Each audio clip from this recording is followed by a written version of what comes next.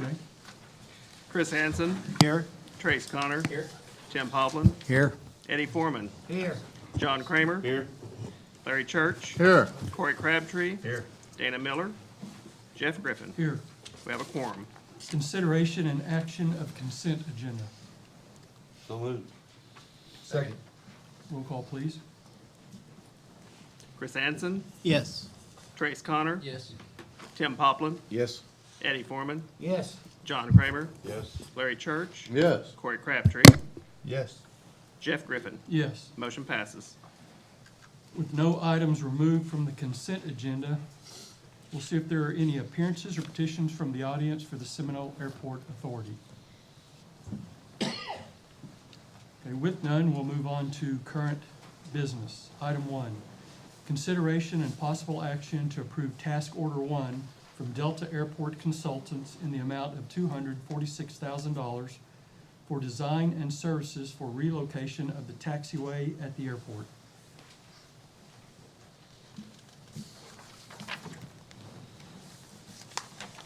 Have any questions? Is this part of the grant or part of our monies?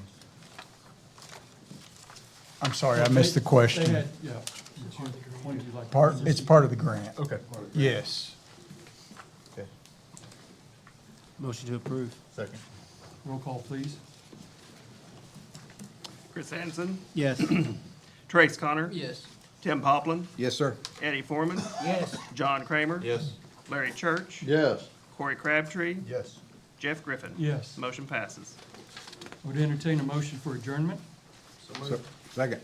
All those in favor, aye. Aye. Those opposed, like sign. We are adjourned. Enter into the regular meeting of the Seminole Gas Authority. Roll call, please, Jay. Larry Church, Here. Tim Poplin, Here. Corey Crabtree, Here. Dana Miller, Trace Connor, Here. John Kramer, Here. Chris Hansen, Here. Eddie Foreman, Here. Jeff Griffin. Here. We have a quorum. Consideration and action of consent agenda. Move its approval. Second. Roll call, please. Larry Church, Yes. Tim Poplin, Yes. Corey Crabtree, Yes. Trace Connor, Yes. John Kramer, Yes. Chris Hansen, Yes. Eddie Foreman, Yes. Jeff Griffin. Yes. Motion passes. With no items removed from the consent agenda, do we have any appearances or petitions from the audience for the Seminole Gas Authority? With none, I would entertain a motion for adjournment. So moved. Second. All those in favor, aye. Aye. Those opposed, like sign. We are adjourned. Call to order the regular meeting of the Seminole Municipal Authority. Roll call, please. Corey Crabtree, Here. Eddie Foreman, Here. Tim Poplin, Here. Dana Miller, Here. Larry Church, Here. Chris Hansen, Here. John Kramer, Here. Trace Connor, Here. Jeff Griffin. Here, We have a quorum. consideration and action of consent agenda. Motion to approve. Second. Roll call, please. Corey Crabtree, Yes. Eddie Foreman, Yes. Tim Poplin, Yes. Dana Miller, Yes.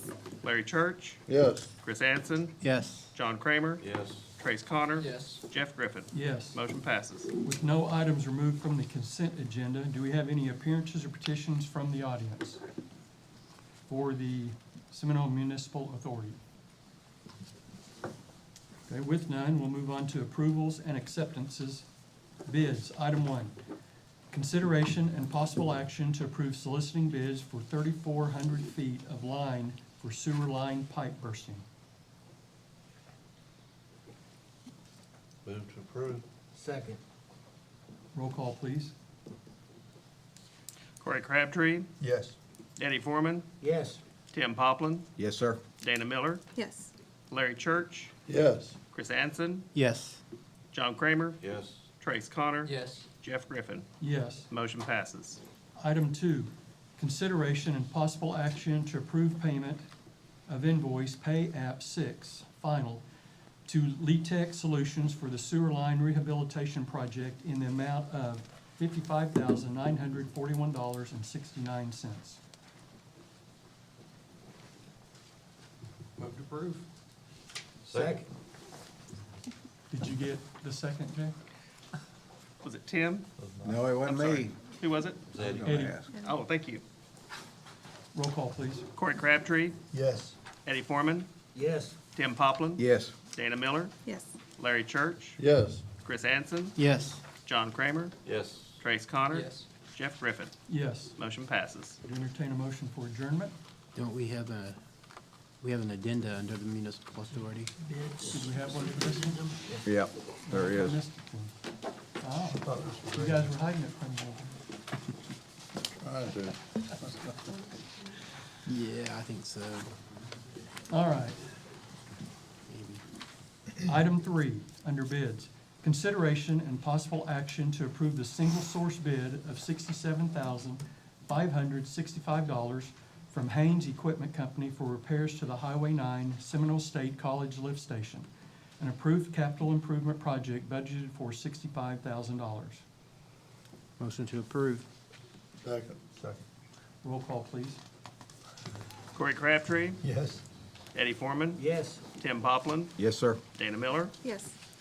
Larry Church, Yes. Chris Anson, Yes. John Kramer, Yes. Trace Connor. Yes. Jeff Griffin. Yes. Motion passes. Now I would entertain a motion for adjournment. So moved. Second. Roll call, or all those in favor? Aye. Those opposed? Like sign. All right, we are adjourned. Get that mess behind us. All right, move on to the regular meeting of the Seminole City Council. Roll call, please. Tim Poplin, Here. Corey Crabtree, Here. Larry Church, Here. Trace Connor, Chris Anson, Here. Eddie Foreman, Here. Dana Miller, Here. John Kramer, Here. Jeff Griffin. Here, We have a quorum. please rise for the Pledge of Allegiance. Salute.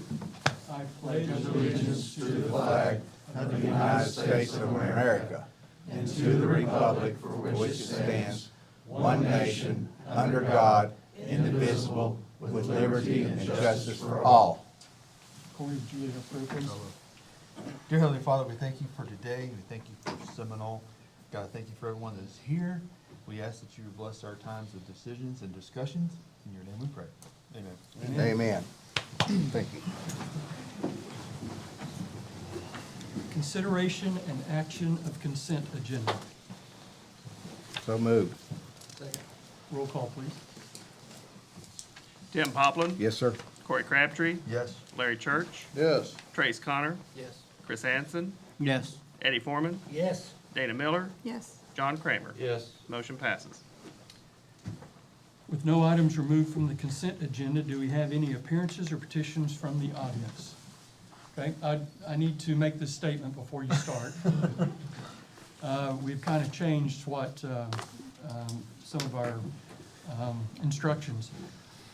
I'm going to read the whole thing, so please bear with me.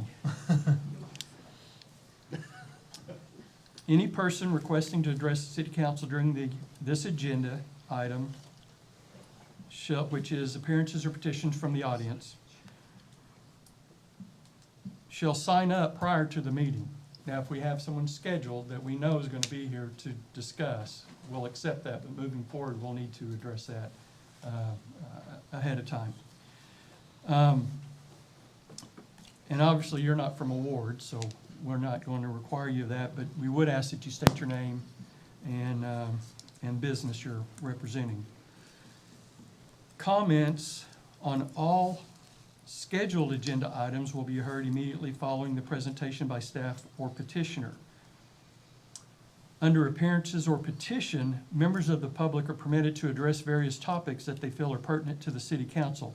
It should be noted that the Open Meetings Act does not allow the mayor or council members an opportunity to respond or inquire unless the subject matter is listed as a specific agenda item. Citizens are encouraged to contact their elected council member with their particular inquiry prior to addressing the city council. With that said, what I would recommend for future is that we make this an agenda item, so the council would be able to ask questions moving forward on this specific one, Oh, on this specific okay. item. So you want reoccurring Cvec Yes. fiber discussion, Yes. okay? Yes, Yeah, sir. That way, we're able to ask questions. Because at this point, Understood. we're not able to ask questions. Right. Okay. Please, go ahead and state your name and the business. My name is Zach McLemore. I'm with CVEC Fiber. Y'all are gonna make it easier on me if you can't ask me questions. So, I'm just here for the month. We promised y'all, monthly updates and everything like that, and we're definitely trying to hold true to that. So, thus far, early on into this project, the city has been great to work with. Everything that we've kind of requested and needed from, we've gotten very promptly. So, Sean was able to get us some city water data so we could start pulling together that. We were able to do our preliminary, engineering, and we've already got our guys scheduled, and they're doing the drive-throughs or ride-outs, as they like to call them, and finalizing that engineering here over the next 30, 60 days, and getting that all taken care of. I know we have another item on the agenda, and I'll answer any questions at that point in time, but that's really the update that we have. Who's thus your far. guest? Oh, sorry about that. My guest is Neil Wildman. He handles all of our outside plant operations, so you'll be seeing him a lot more as we move forward into this project. Thank you. Thank you, guys. Do we have any other appearances? Yes, please. Hey guys, so I'm Jackie Dill. I live in Ward 3 in the Guy Knoll edition. I have emailed you all previously about this, and I'm just coming to speak again because I just want you guys to continuously chew on this and think about it. There's an ongoing litter issue. As we all know from the last city council meeting, we got trash in town we can't find places for. Anytime in various projects that I have worked in, we've asked for more trash bins in the streets, in the parks, at the sports complexes, et cetera, and we're always met back with the excuse that we can't because we can't afford, we don't have somebody to take the trash from the bins to the dumpsters, and we can't afford to hire somebody to do that. So I attended a park board meeting in order to ask these questions and was presented with those same answers. And then they went down their agenda, and then they discussed creating a position within the city to hire someone to spend money to bring tourism here to our sports complexes, which I feel only complicates the litter issue, seeing as how tourism brings more people to the parks, brings more trash. If people have a place to put the trash, they're gonna put it in the trash cans. Right now, we have to go to off-site dumpsters if we're at the park to get the trash to the dumpster, and I mean, it's all about ease and convenience. We all live in America. We know what that's like. And I just really want you guys to know that it's not just me who feels this way. It's a lot of people, and I'm really trying to encourage them to get up here and speak their piece about it as well. It's kind of why I'm here, because I know people are watching at home on YouTube. Has some footnotes here. I saw a quote yesterday that kind of rang a bell with me. And I wanted to also say that a reminder to leaders in our city, your apathy becomes someone else's responsibility. And you can't depend on the citizens to go empty the bins and put them in the dumpsters. We're gonna have to find a way to pay for it. I really would suggest that you guys look into the DEQ funding opportunities. There are grants available to hire people and personnel to take care of these problems. That's all I have to say about that. And while I have the floor, I would like to also make a comment about an addendum item that was added. I just want to point out that Stephanie's absence here today speaks volumes about her good faith and what she wants to do for Seminole. Thank you. Thank you. Do we have anyone else? Okay. With that, we'll move on to awards and presentations. The proclamation of April 2022 as Autism Acceptance Month, and April 2nd, 2022 as World Autism Day in the city of Seminole. Just read this briefly. Well, not very briefly. There's a lot of small words and April 2nd, 2022 is World Autism Day, and April 2022 is Autism Acceptance Month proclamation. Whereas autism affects an estimated 1 in 44 children and is a complex disorder that affects each person differently, resulting in unique strengths and challenges. And whereas autism can cause challenges with verbal and nonverbal communication, social interaction, and repetitive behaviors and can affect anyone regardless of age, race, ethnicity, gender, or socioeconomic background. And whereas autism is often accompanied by medical conditions that impact quality of life. And whereas a comprehensive, collaborative approach will help to advance research, providing a better understanding of the many forms of autism while strengthening advocacy efforts and ensuring access to services and resources throughout the lifespan. And whereas early diagnosis and intervention tailored to individual needs can have lifelong benefits, easing the transition to adulthood and fostering greater independence. And whereas each person and family affected by autism should have access to reliable information, supports, and opportunities to live up to their greatest potential. And whereas the City of Seminole is honored to take part in the annual observance of Autism Awareness Month and World Autism Day to address the diverse needs of individuals and families affected by autism. Now therefore, I, Mayor Jeff Griffin, do hereby proclaim August 2022 as Autism Acceptance Month and April 2nd, 2022 as World Autism Day in the City of Seminole to increase understanding and acceptance of people with autism spectrum disorder. I actually accomplished that with a piece of gum in my mouth because I forgot to take it out before I started the meeting. So, well, it is certainly something we need to be aware of, and you know, I think we hear more and more about it, where it was something we didn't used to hear about. And we definitely do need to be made aware of it and support their cause. Move on to appointments and elections.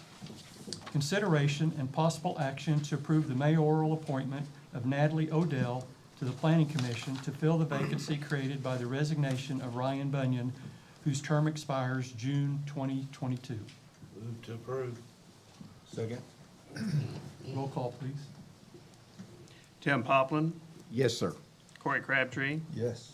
Larry Church, Yes. Trace Connor, Yes. Chris Anson, Yes. Eddie Foreman, Yes. Dana Miller, Yes. John Kramer. Yes. Motion passes.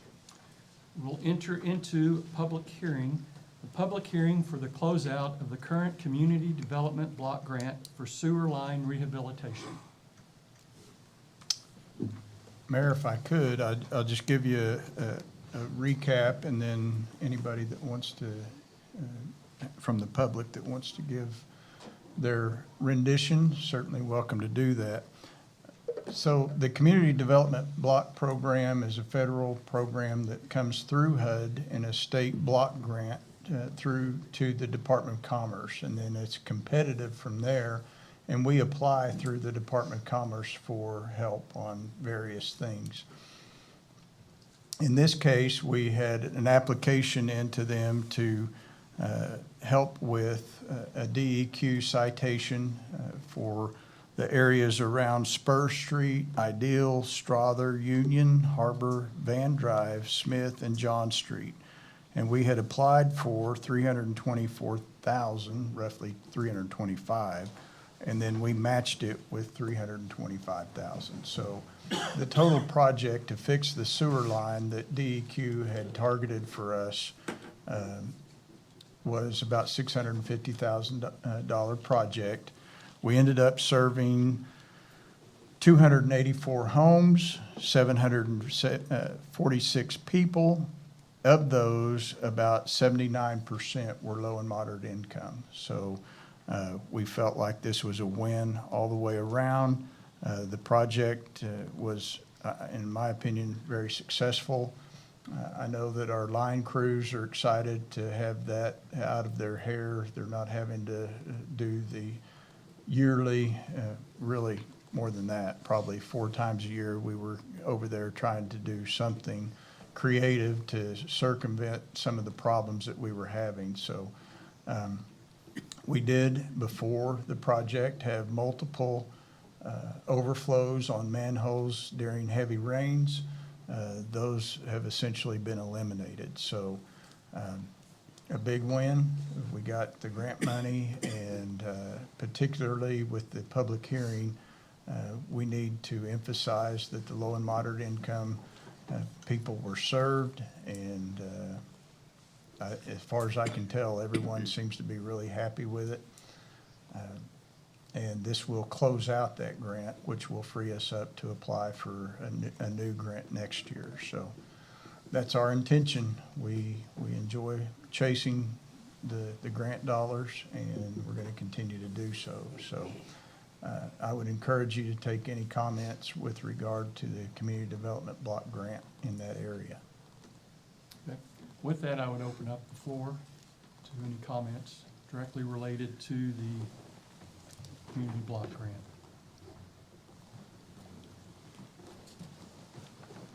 With none, Steve, I would ask a question just to help clarify, to not just us. I think we pretty much understand how that works. But, you know, to those listening, how do we receive a block grant? Are we approached? Do we request? Maybe just tell a little bit about that process. Sure. So as I mentioned, it is competitive. So there will be, I don't remember exactly in this round, there will be numerous, I'm going to say in the neighborhood of 80 applications, of which they typically will fund sometimes up to 20, depending upon the availability of the funds. So they begin to score the applications. In most cases, if you don't have some sort of a sanction or citation from the Department of Environmental Quality, you will not get any of the capital money to do sewer and water projects. So typically that money goes to those that are in most need. And clearly, if you've got a citation from the Department of Environmental Quality, you're qualified. From there, it goes into low and moderate income people that will be served. So the HUD grant clearly wants to serve the most low and moderate income persons. So it becomes very difficult for Nichols Hills to compete with us for those types of capital dollars because they don't have the low and moderate income population.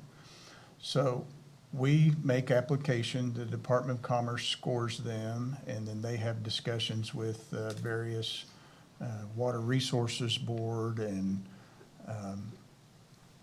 DEQ, of course, various agencies to kind of figure out who needs it the worst.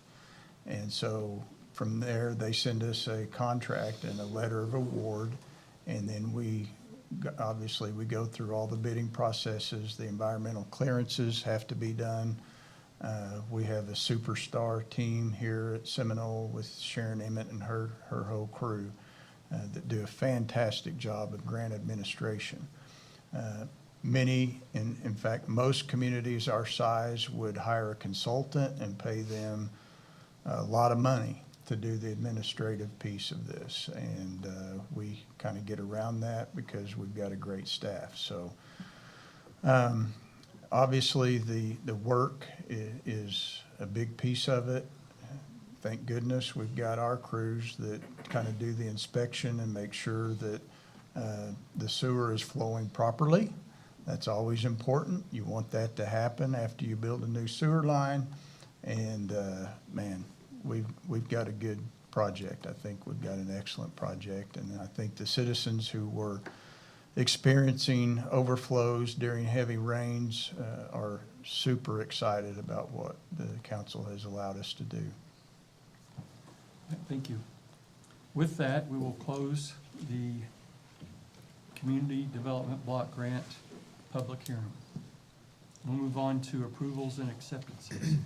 Under bids, item 1, consideration and possible action to approve accepting the low bid of $12,440 from Metro Emergency Upfitters, LLC, for installation of emergency equipment on the new 2022 Chevrolet Tahoe. Motion to approve. Second. Roll call, please.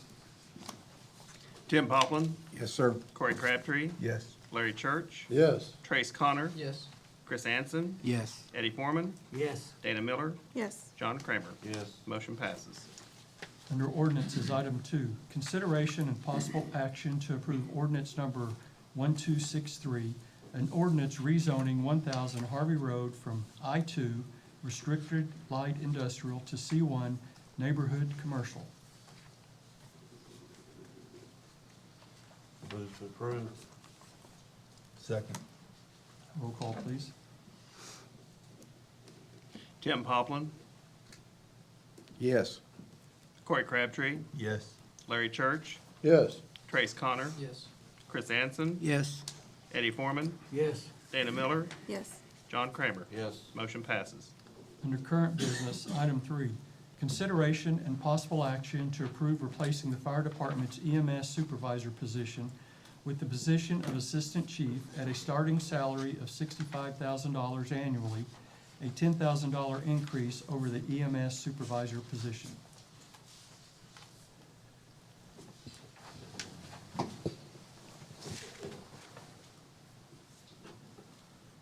Good evening. Well, this is, Merrick Ashby was the EMS supervisor. He's been the EMS supervisor for the past, 2.5 years. He came to us with a lot of experience, working in ambulance services all across the state and even the helicopter.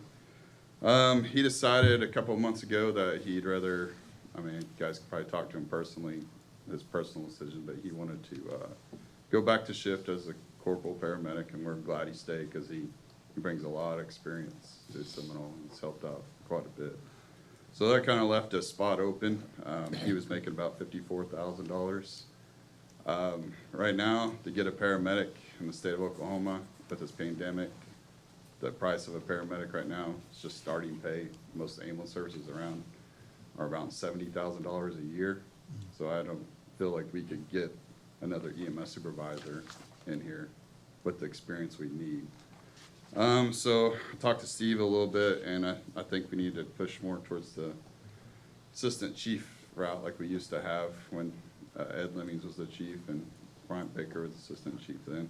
I'm a paramedic. I've been a paramedic since 2008, and I can absorb a lot of that duties that Merrick was doing, especially with the having an assistant chief come in. You know, we do a little bit of everything from rescue to the firefighting, wildland, hazmat, EMS. So it takes there's a lot of moving parts up there. We have the, if you guys haven't been up to the fire station, it's a huge building. Takes a lot of work to maintain that, and we have, about 15 apparatus. Takes a lot of work to maintain that. So there's a lot of moving parts here. The assistant chief, it kind of just takes a little bit of work off my, so I can help do some of the EMS positions here. So right now, that's just my suggestion with it. So I saw the list of duties for the assistant, and so do those pretty much mirror a lot of the things that you were doing that the person that just left wasn't Yes. doing, or were they also doing that as well? Merrick was just doing just the EMS stuff, Okay. which there's a lot of moving parts in that too. I mean, everything, there's always new medicines coming out, new techniques. The state of Oklahoma they're making sure always that, we're following the rules, doing what we're supposed to. There's meetings to attend just on that. And that same goes for every aspect of the fire department too, from hazmat to water rescue to everything. So yeah, I was doing all that stuff previously, so kind of divide it up a little bit. Right, okay, so you'll take on the role of Yeah. the EMS and then. Yeah, and Some of those this other will items. also, it'll help, if something, God forbid, ever happened to me, then someone could just kind of step in and take over and not be, any, Or vacation. yeah, Right. that's, Nice. yeah. I think when Bryant was assistant, he told me he didn't have much to do. I Yeah, don't know if that was pretty true or not. much, That- yeah. Oh, apparently that wasn't true from the reaction. All right, Just any, make it look that way. any other questions? I have a question, sir. Please. Are we replacing a position or filling a position? A little bit of both. So the EMS supervisor's job was making $54,000. We're filling that position, but changing the title and adding a few more dollars to it. Because he can do more than the last position that left? Yes, yeah. The last position is just EMS. This is gonna cover every aspect that we do here. And basically be, my right-hand man and help me. If I'm busy on EMS call, he can go on a fire call or vice versa, so, So you feel like this is a position that you need in the fire department? yes, sir. Thank you. Mr. Mayor, Yes, please. part of the letter that you wrote, Chief, said that some of these duties will be absorbed and delegated out to make sure they're still being completed. My concern is, are they gonna be delegated to anybody below the level of assistant chief? And if so, will we be required to look at that position and increase their pay? Some of the things about the delegating out would be things like ordering supplies. I just did that right before I came up here. It takes maybe an hour to do. It doesn't, there's no special training to do that, you know, it's just someone on shift not doing something that day, I can say, hey, can you help me order some supplies? That's what I meant by that. I can do all the state stuff, all the protocol stuff, any training. Like, the only concern I have, and I'm working on a few solutions, is the EMS training part of it. So we have to have to renew our licenses every year for paramedic, basic, or whatever. We have to take a certain amount of hours a year to renew them. And so I've called around a couple of the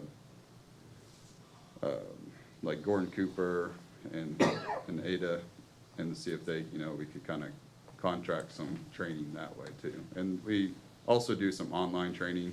It's not the most favorite thing for the guys to do, but, you know, that's there too, so. So was that being done in-house? Yes, Okay. yeah. Merrick was doing that, and, of course, I can go train them too.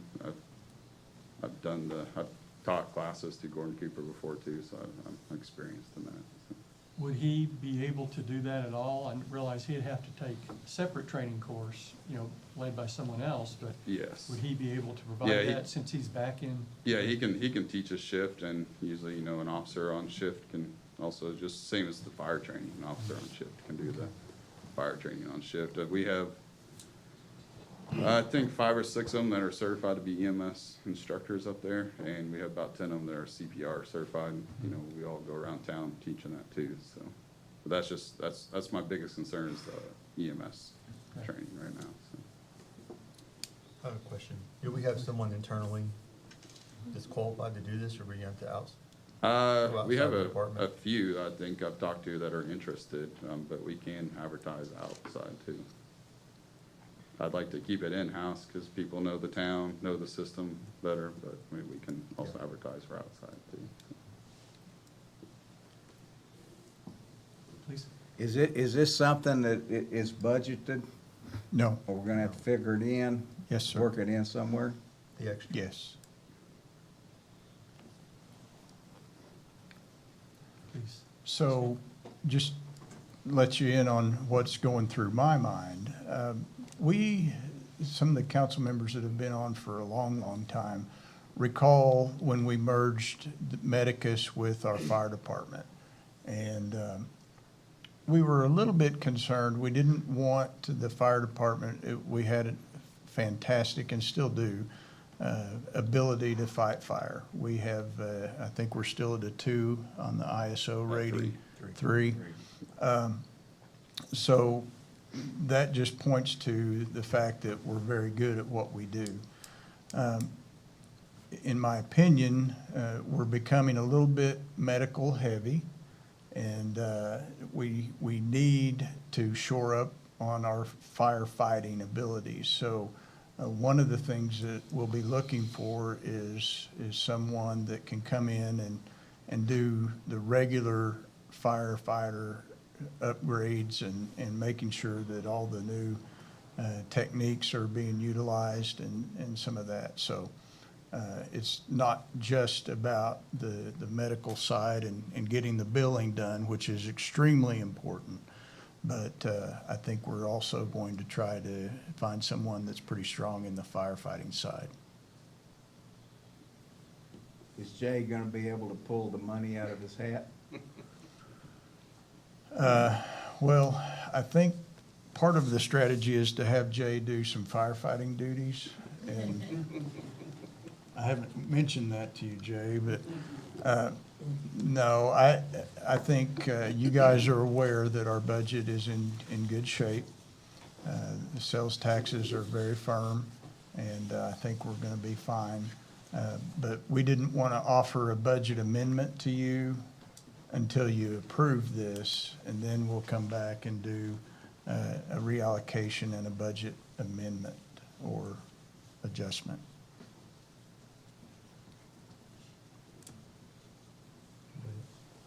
You know, would we, year ends June 30, right? So a $10,000 raise, we're talking about $3,000, For right? this year. About? Yeah, between now and then, yes. Is it that tight that we would have to make a budget adjustment for $3,000? Probably not, but it's more form of being transparent with you guys. We want you to know that it's $65,000. We don't want to come and ask you for $3,000 and not say the real impact is 65 versus 54, so. Well, I move to approve. Well, I have a Oh, sorry. question. So you had mentioned that you were going to post it internal, external, or both? We can do both. You can do both? Mhm. I would like to ask, and I don't know how that goes about, but that you post it external, just so you make sure that you get the most qualified applicant, that maybe some diverse applicants would apply as well. Mhm. Thank you. And I know one thing I forgot to mention is, I would know the assistant chief would help me in, and I'm, I can only be pulled so many ways during the day, but, we usually like to go around and pre-fire plan a lot of these buildings in Seminole, walk through and do inspections, and it helps the code enforcement out too, because we catch stuff and they catch stuff and tell us too. And, just with the COVID and being as busy as we are EMS, like you said, we've been focusing so much on EMS, that stuff has been slacking over the last year or two, and we really need to get a handle on it, so. It concerns me, but, so I have so many new firefighters that, haven't been through some of these buildings in town, and they're on fire the first time they go in, and it's, as a chief, it makes me nervous, so. Sure. I understand that.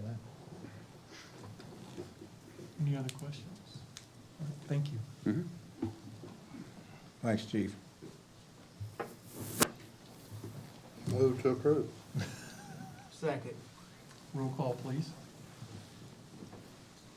Tim Poplin, Yes, sir. Corey Crabtree, Yes. Larry Church, Yes. Trace Connor, Yes. Chris Hansen, Yes. Eddie Foreman, Yes. Dana Miller, Yes. John Kramer. Yes. Motion passes. Item 4, consideration and possible action to approve accepting additional grant funding of $274,164.20 from the Oklahoma Department of Commerce Community Development for HVAC replacement at the Reynolds Wellness Center and sanitizing equipment for city offices for a total grant amount of $474,364.20. Free money. As Dee Dee Patterson would say, free money, is that right? That's right. Thank you, Dee Dee. Is there a match required for this? No. Okay, it really is free money. Move to approve. Roll call, please. Tim Poplin, Yes, sir. Corey Crabtree, Yes. Larry Church, Yes. Trace Connor, Yes. Chris Hansen, Yes. Eddie Foreman, Yes. Dana Miller, Yes. John Kramer. Yes. Motion passes. All right. With the addendum under current business, we have another item 4. Should be 5 and 6. So, all right, so item 5. Consideration and possible action regarding CVEC Fiber's in-kind support request for $50,000 for installation of fiber infrastructure and high-speed broadband in the city of Seminole. So, under this item, you are able to ask questions if you choose to. So, please, go ahead. Were you gonna? I can offer, I think during our selection process, you guys heard that there's quite a bit of ARPA money, American Relief Plan Act, that is out there. Much of that is for fiber optics. Canadian Valley intends to make application for a pretty good sizable chunk. But one of the things, they make it seem in the applications, they make it seem like it's going to be somewhat competitive. And in order to be competitive, one of the factors that weighs into that is the community participating.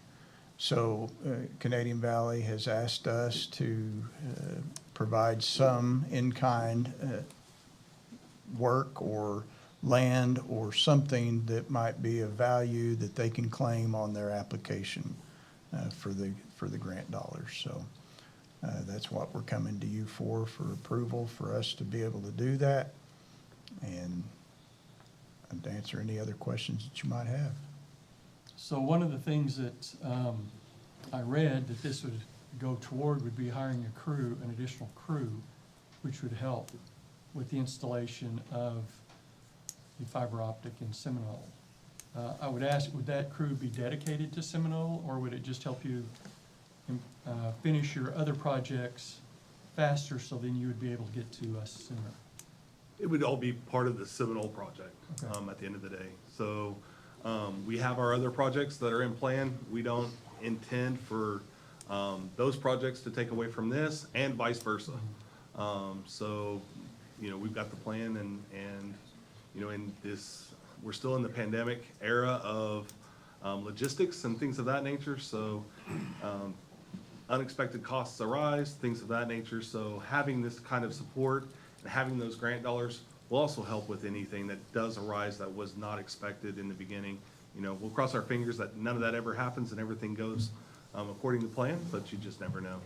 And so with those funds, it would allow for us to bring in those additional crews or to help expedite hardware or whatnot that is needed to get that finished up in the event that those things arise.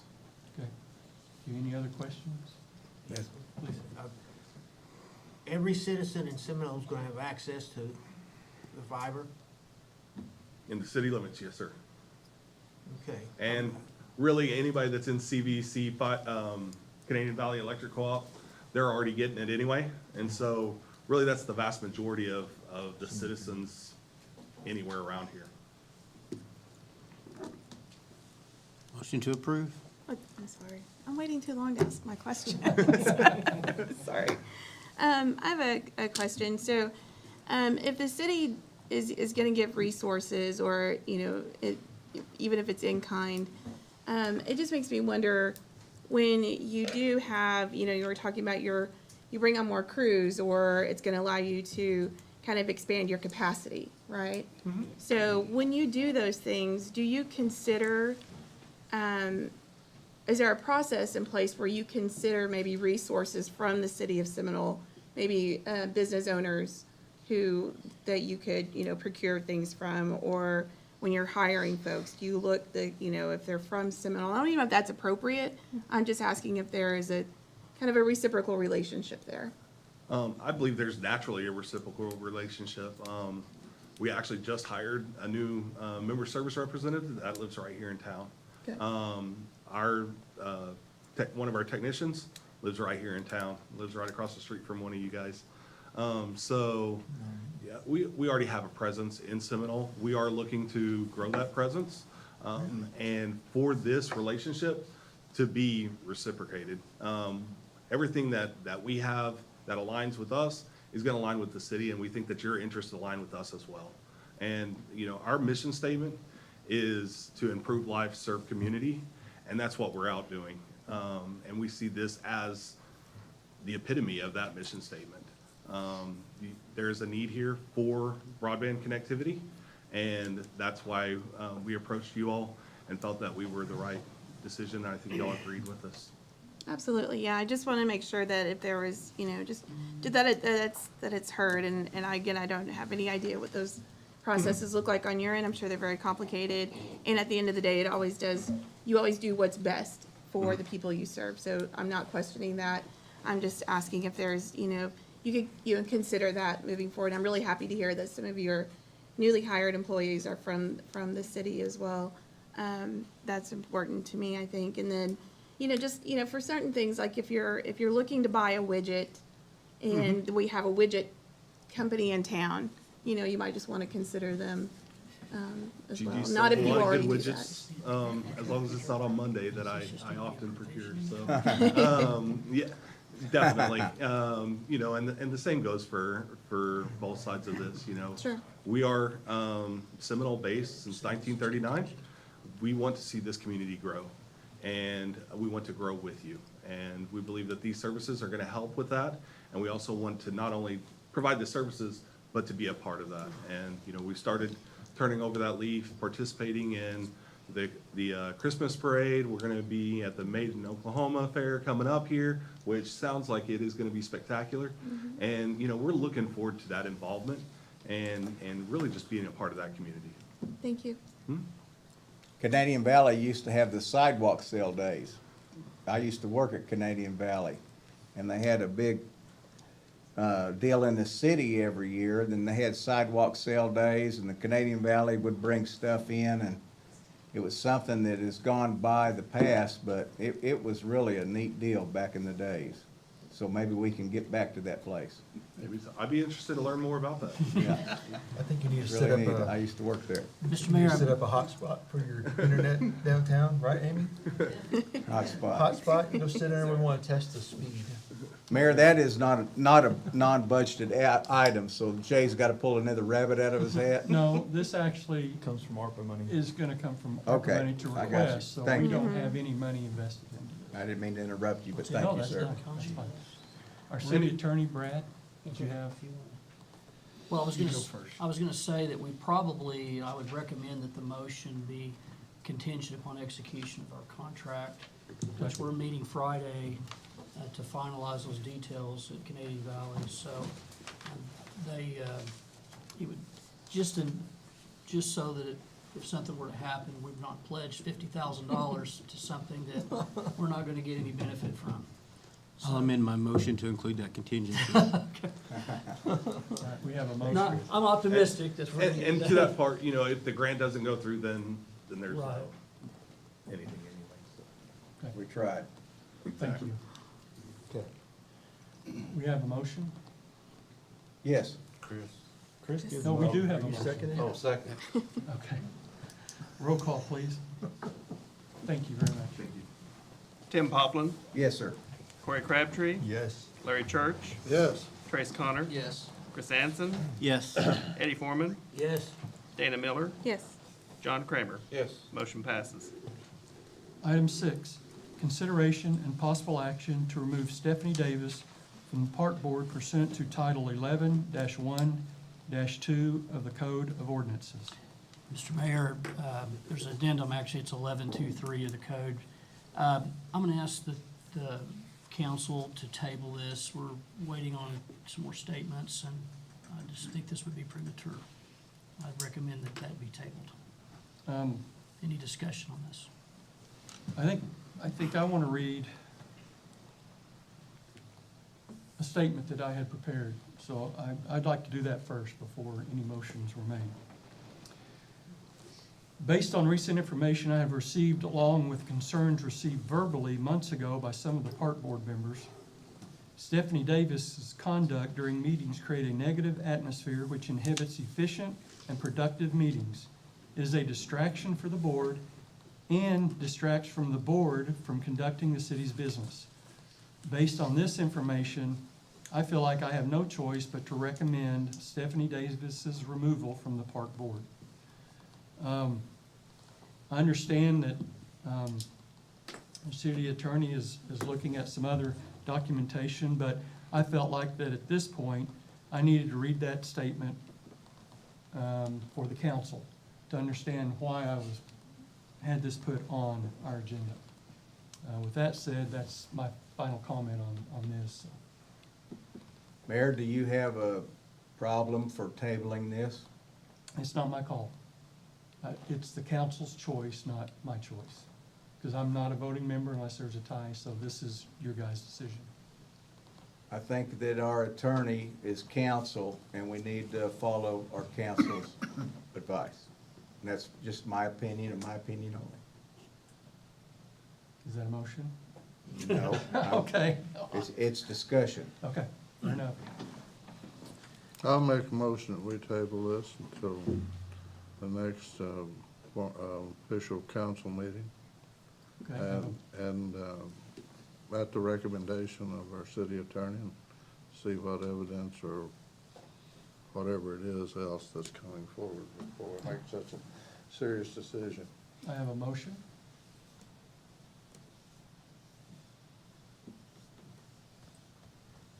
Second. Roll call, please, Jay. Okay. This is a motion to table. Tim Poplin, Yes, sir. Corey Crabtree, Yes. Larry Church, Yes. Trace Connor, Yes. Chris Anson, Yes. Eddie Foreman, Yes. Dana Miller, Yes. John Kramer. Yes. Motion to table passes. With that, we'll move to remarks and inquiries of mayor and council members. So I'm gonna start us off with something upbeat.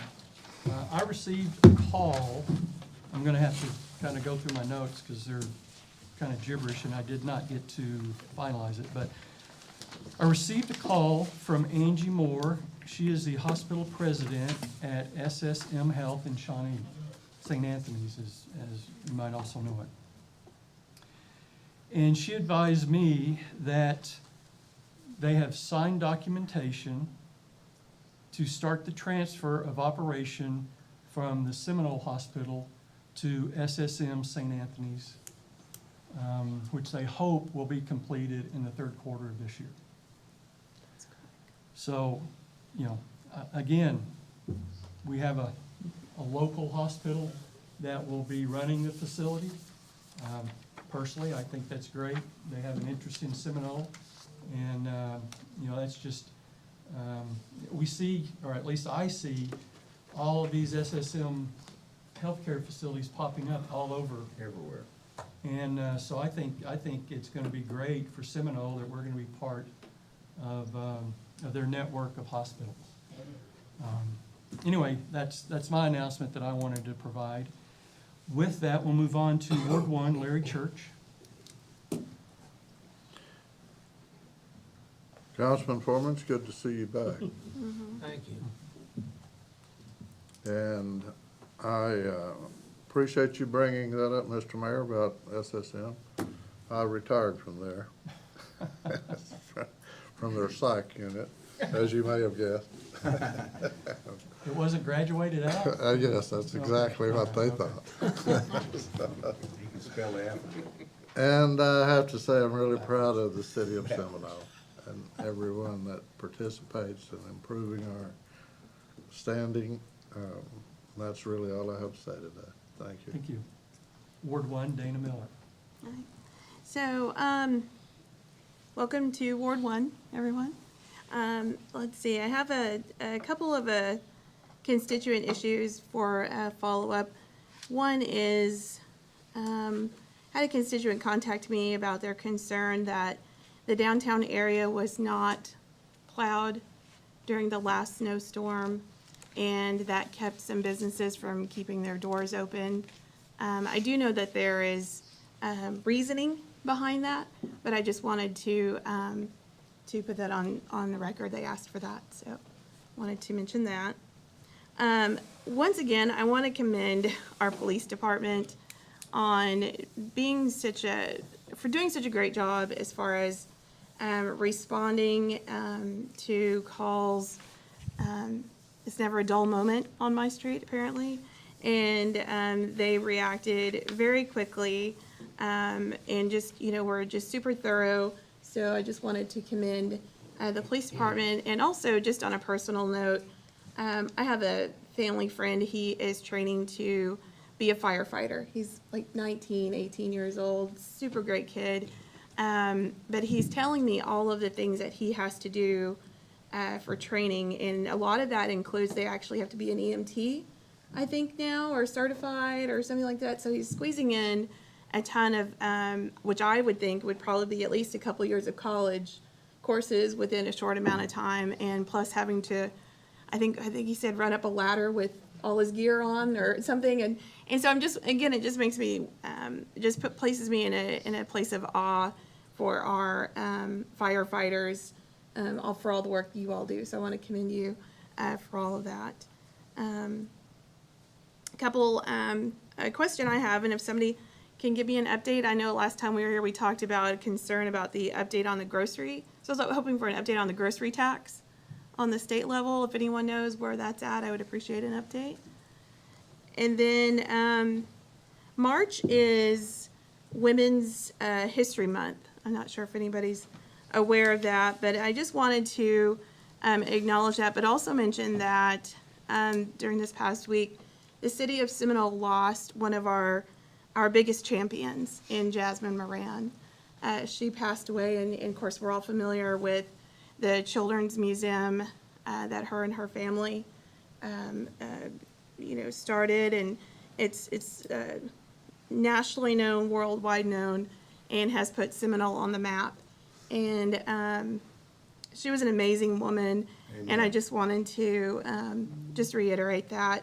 About 12 years ago, I went to my first Humane Society board meeting and didn't know anyone there. She was just amazingly friendly and welcoming, but also told some really great stories about how she had just a couple days before that had gone and knocked on somebody's door and told them to, give their dog some water because it was hot outside, and, went into somebody else's door and told them to, get that dog off of a leash. It was too tight. And so one of the gutsiest, most brave people I've ever met, and I just wanted to acknowledge her. And if anyone is interested in, if some of the, keeping on maybe some of the work that she had done, I know the Humane Society, the animal shelter, is taking donations if you would like to donate in her honor. Upcoming, I'm really excited about the Made in Oklahoma Festival, which is going to be on April 2nd, which is going to be in downtown. They're going to have a car show, blood drive, health screenings by the Lions Club, and over 90 vendors, 90. So it's going to be a huge event. I'm really excited for downtown area, but for the whole city, we're going to see a pretty big influx of visitors that day. So I'm really excited about that. And then also on April 9th is in honor of Autism Awareness Month. Seminole Best Buds and the Seminole Arts Council are putting together, it's called Shining a Light on Autism. And they're going to have some activities, including a 4K and a 1 mile fun run. So that will all be going on next month. That's all I have. Thank you very Thank you, much. Mayor. Thank you. Ward 2, John Kramer. Just glad that Eddie's back, and been kind of lonely up here. Dealing with him. Thank you. Ward 2, Eddie Foreman. I can't tell you, this is the first non-medical facility I've been in since last June. Bless your heart. Yeah, so, We've been praying for you. yeah, I miss being part of the city. I mean, I tried to stay abreast, but it's not the same. So I'm hoping that this is a leg that I'll be able to continue to come to the meetings on a real regular basis. Almost as regular as I miss them. Thank you. And it is good to have you back. I was saving some other comments until after, but I'll go ahead and say that now. Ward 3, Tim Poplin. Yeah. I just say the same to you for, we wish you the best, and our prayers are with you, and nothing but up from here, okay, brother? Thank you. And I'd like to agree with Councilman Miller. Jasmine Rand was an asset to Seminole, and Melvin also. And her funeral was today, and the lady I worked for was up there and had a nice turnout. And I think it's Friday that anybody can be invited to the Haney Center. Tomorrow at 4? I thought, tomorrow? Okay. But anyway, You can they have go done a Friday, great, but- huh? You can go Friday. We'll all be there at 4 o'clock tomorrow. Are they gonna serve lunch Friday? But anyway, yeah, we need to show our dedication to them because they have done so much for Seminole, and their hearts are bigger than the town, and she was a great loss, and we'll always remember she was a great woman. That's all I have. Thank you. Thank you. Ward 3, Corey Crabtree. I think most has all been said. Eddie, good to have you back. Thank you. I don't, for once, don't have a lot to say. That's kind of weird, but, I, for one, am ready for Made in Oklahoma. I come to Made in Oklahoma every year because I just like to see all the vendors, the booths, and all the people that are just out walking around having a good time. Let's just hope it doesn't rain or snow, whatever. So, that's all I have. They're gonna have a car show too. Ward 4, Chris Hansen. Welcome back, Eddie. We're glad to have you back here.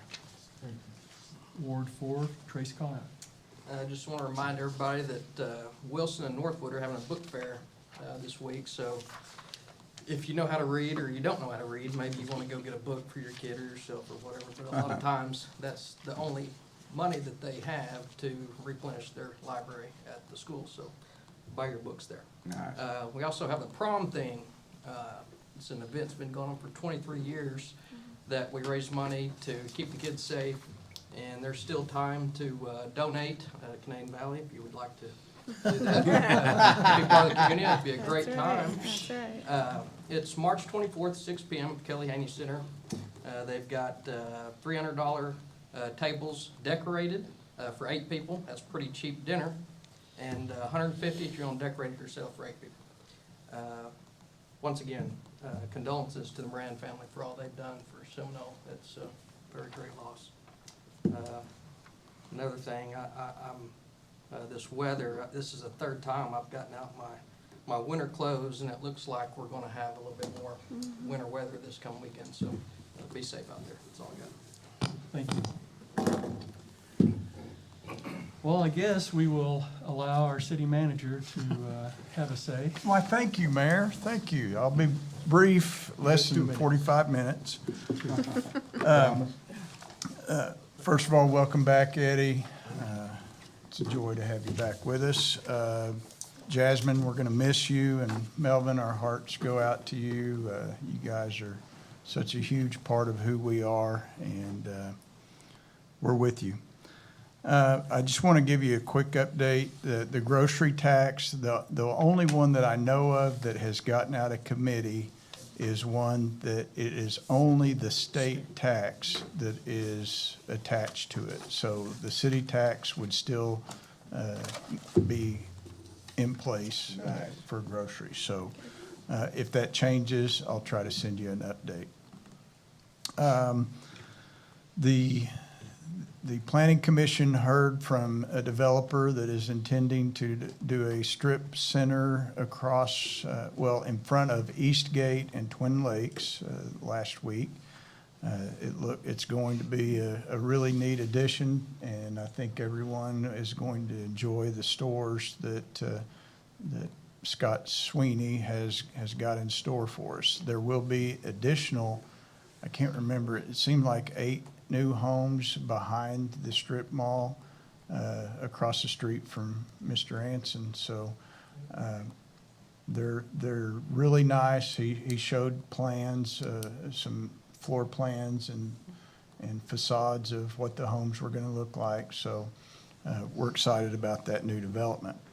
In terms of the 300 acres across from the new high school, that development is going well. We've received various surveys and plans, and we're working through the engineering, and that seems like it's imminent and is going to be in play very soon. We continue to work on the sewer line.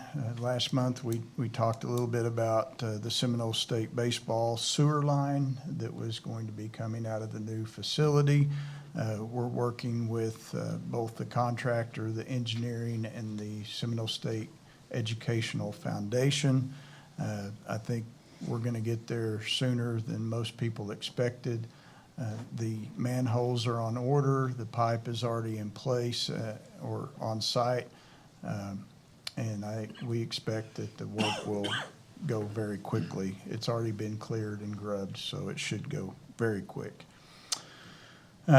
Congratulations, Bryant Baker.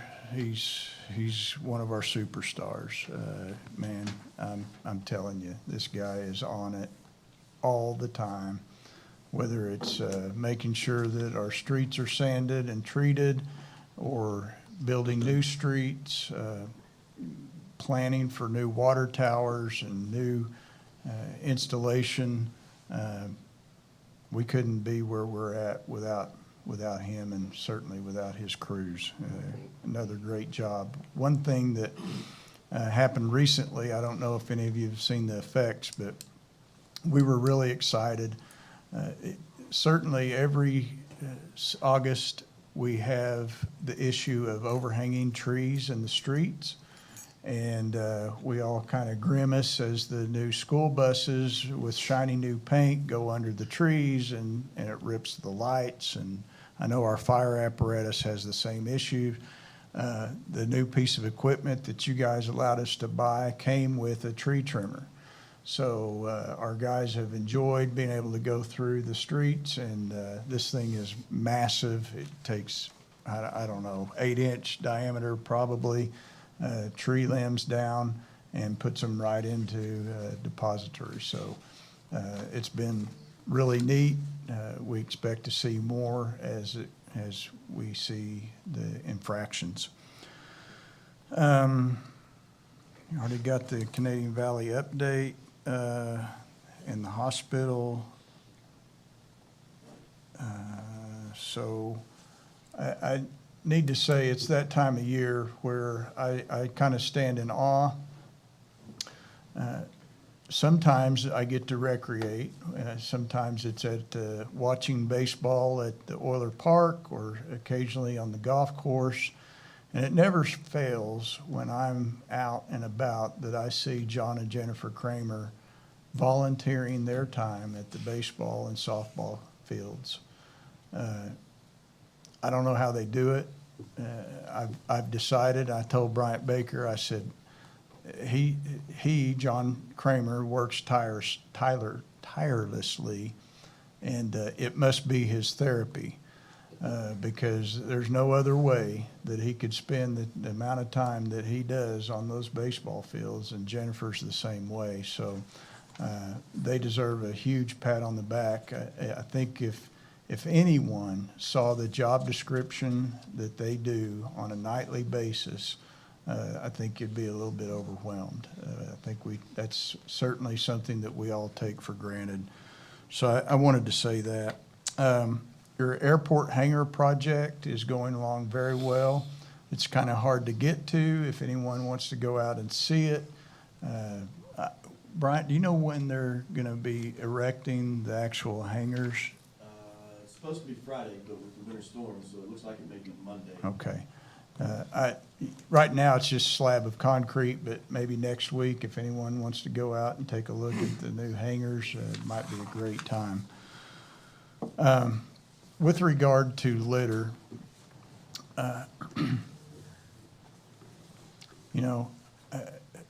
I've been through so many meetings with other city managers with regard to how are they handling it. It's not just a Seminole problem. It's becoming its own problem across the nation. I don't know, frankly, and neither do any of the other cities, know how to coach pride and ownership and to keep your trash where it needs to go. I will tell you that many years ago, we did not have a beautification officer. Some of you might know that that's the guy that picks up litter. And you all allowed us to have a new position, and we've got a full-time person or position that picks up litter, and it's bags and bags and bags on a weekly basis. And for the most part, that person is just doing our snow routes, okay, so the major streets. We try not to get off on the residential streets. That's a whole new issue, because sometimes in the past, they've picked up trash that wasn't trash, and homeowners had real problems. So we stay on the snow routes.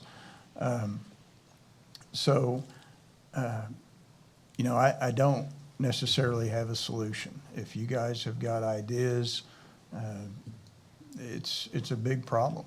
And it's not just us. We've got a person that does it. One time we were offering bonuses to police officers that would write littering tickets. The issue with that is they can't see it roll out from under a car. They have to see the person physically deposit the trash out the window. And I think maybe one littering ticket or two in the last 20 years is all that we've been able to get. So I'm kind of at a loss on the litter. Yeah, we need more trash containers. The issue with placing trash containers, and I know John Kramer can tell you this at the baseball fields, is I think we could deal with it, frankly. This is an opinion, not fact. But I think we could deal with it if it were the citizens of Seminole that were depositing the trash in the dumpsters and in the receptacles. The issue is that we have a lot of people from the county bring their stuff into town and put it into the dumpsters. Yes. And so we can't. We can't keep up with that. I mean, they will fill it up as, you guys know from our Earth Day, you know, we put 2 or 3 huge roll-offs out there and they're filled immediately. And, I mean, we could do that every week. And, but it's not our trash for the most part, in my opinion. So that's all I have, Mayor. Thank you. Thank you. City Attorney Brad Carter. I wanted to say something too about that. There are littering citations written. Most of those that we deal with in city court are usually in connection with junk and debris and dilapidated homes, because it's just everywhere and it blows. And there are people that are cited for that. And we deal with, you know, again, those are just isolated places, but like Steve says, it's kind of tough to catch someone. I can't remember really the last time I saw a ticket or I signed one where somebody was just throwing something out of the window or something, because it's just hard to catch. But there's several of those that we deal with, and unfortunately, we've had to deal with some people that were coming into the alley, you know, behind my office, for instance, and they just dump everywhere, you know, and they are from out of county. So that's why if you'll see the signs that's been mounted up there, that's why we've tried to do that. But I remember several years ago, we passed an ordinance where that was not allowed. You couldn't dump in somebody else's commercial dumpster.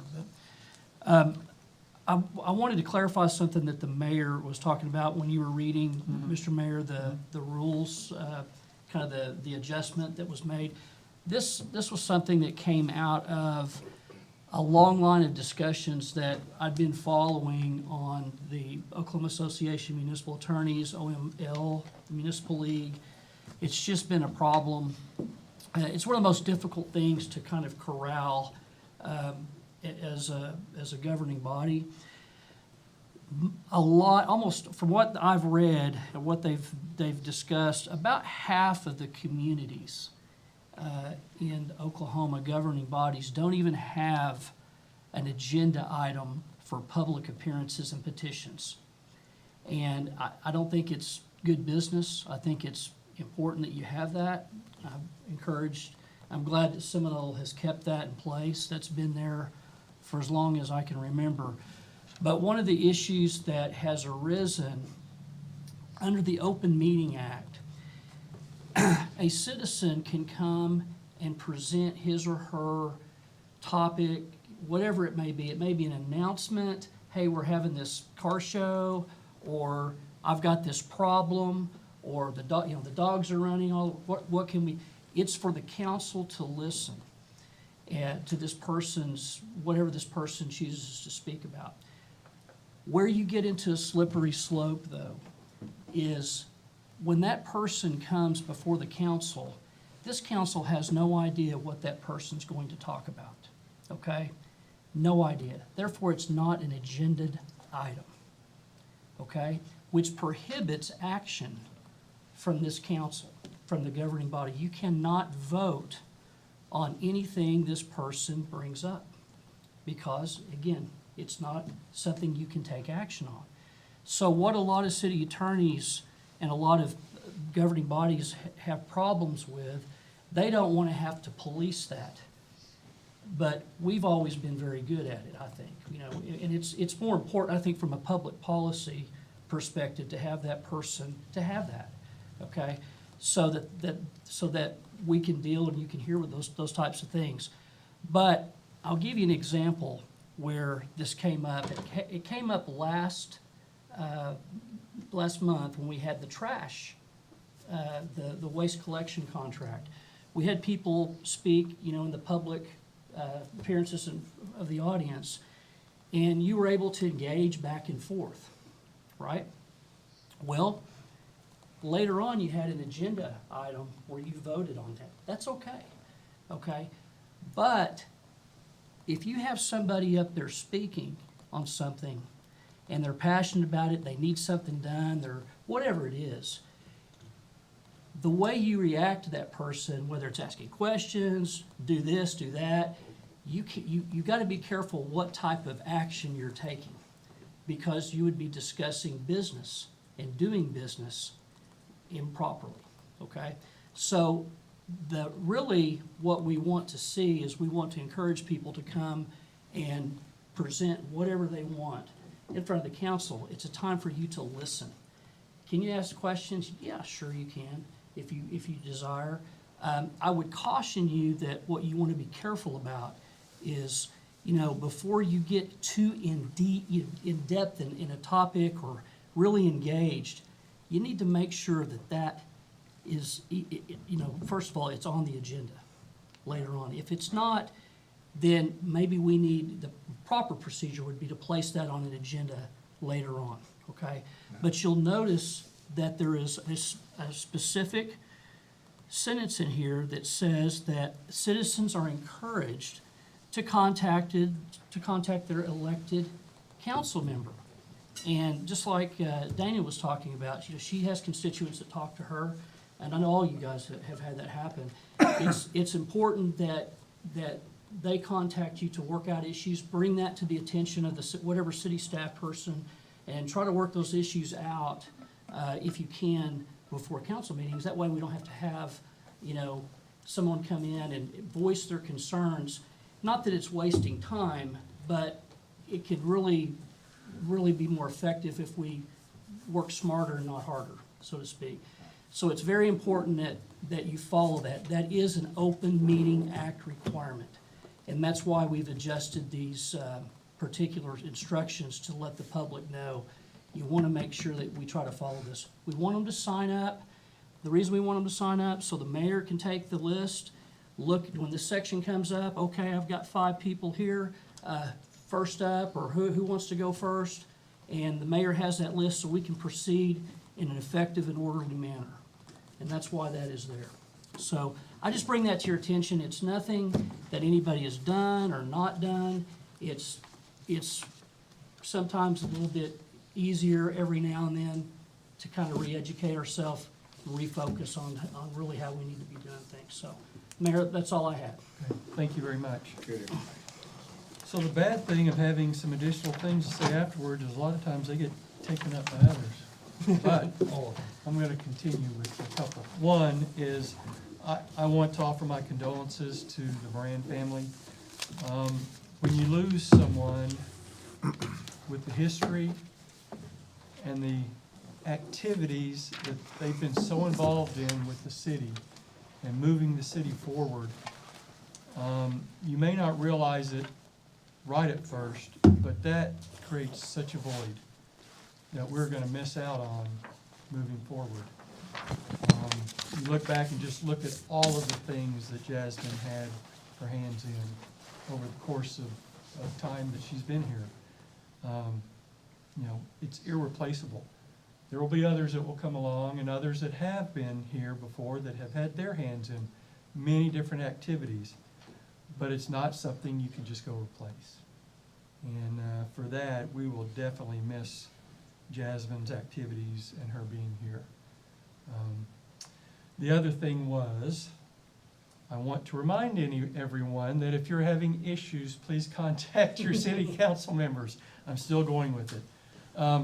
They are elected to help you solve problems that you might have, whether they can address it directly with Steve or others that he directs the council members to discuss with, or it may be something that may need to be addressed at a council meeting at a later time. But that, as Brad mentioned, that really helps make that process a little more efficient and maybe get something resolved rather than spending another month trying to get these problems solved. So if you do not know who your council members are, you can go to the city website, find the map, find what ward you're in, and then go look up the email addresses for your city council members. If you still can't figure out who that is, you can call City Hall, and they will be happy to help you get their email addresses so you can contact your city council members. Again, they were elected to help you with issues that you're having. With that, I would entertain a motion for adjournment. Mayor, I Oh, got one more thing. One more thing. Seminole is a little less safe today because we have a new dignitary that lives in Seminole. If you didn't know, we have a new general in our midst. Brad Carter, I think, I saw it on a website, so it's got to be true. Looks like he's going to be a new general in the Oklahoma National Guard, so congratulations.